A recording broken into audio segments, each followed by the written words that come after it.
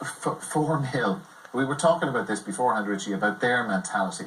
And we saw how kind of brittle it was in the first half. Looked as if with the change of tactics, as Liam says, that they had kind of steadied it a bit.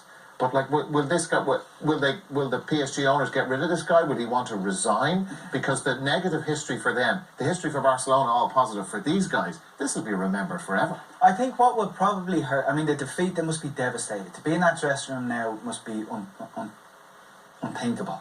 But the way in which they lost that game, we said beforehand, we thought we'd need magic from Messi. We thought we'd need the front three players to give the game of their life. And we thought we'd need the midfield to do all the things that they didn't do in the first leg. They control the ball, triangles, possession play, the slick stuff that they're good at that they didn't do in the first leg. We didn't really see any of that tonight. It wasn't a vintage Barcelona performance. There wasn't... It was very gutsy and amazing mental strength at the end and brilliant composure to finish. But for a lot of the game, a lot of that second half, we were sitting there like, Emery's gotten away with it. They're going to scrape through. We got to the 87th minute. Thought, no, he's gotten away with it. When did Cavani score? 62. Yeah, they looked deflated then, didn't they? Yeah. And actually, you could see PSG grow in stature. They got a bit of courage. But Neymar changed the whole script with that free kick. You know. But he promised, I think, in the build-up, I think George made reference to it in commentary, he said, I'm going to score 2 goals this evening.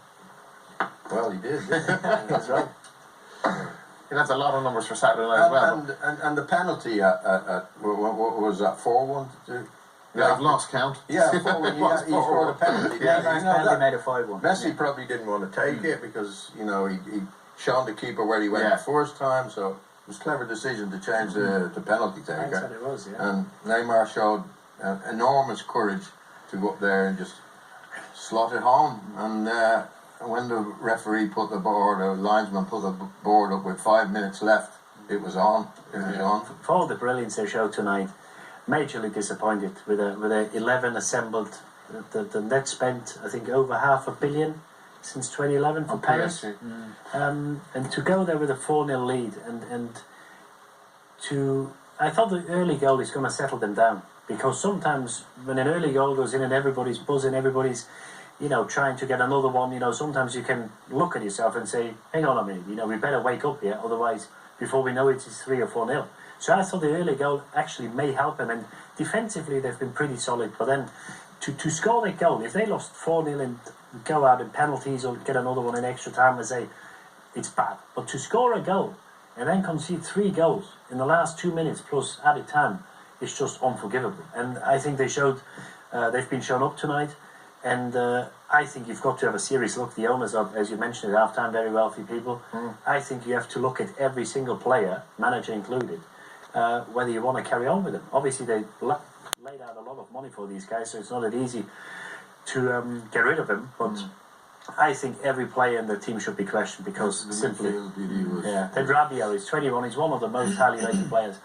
You've got to learn quick in the game. He had an absolute shocker tonight. The balls he gave away in dangerous position, never won a tackle, and he must have given 6-7 balls away in a dangerous position in his, 30 yards in front of his own goal, where I'm thinking, is the guy actually as good as he thinks? Because tonight was a night where you want the big players to show up. Yeah. The Barcelona ones did.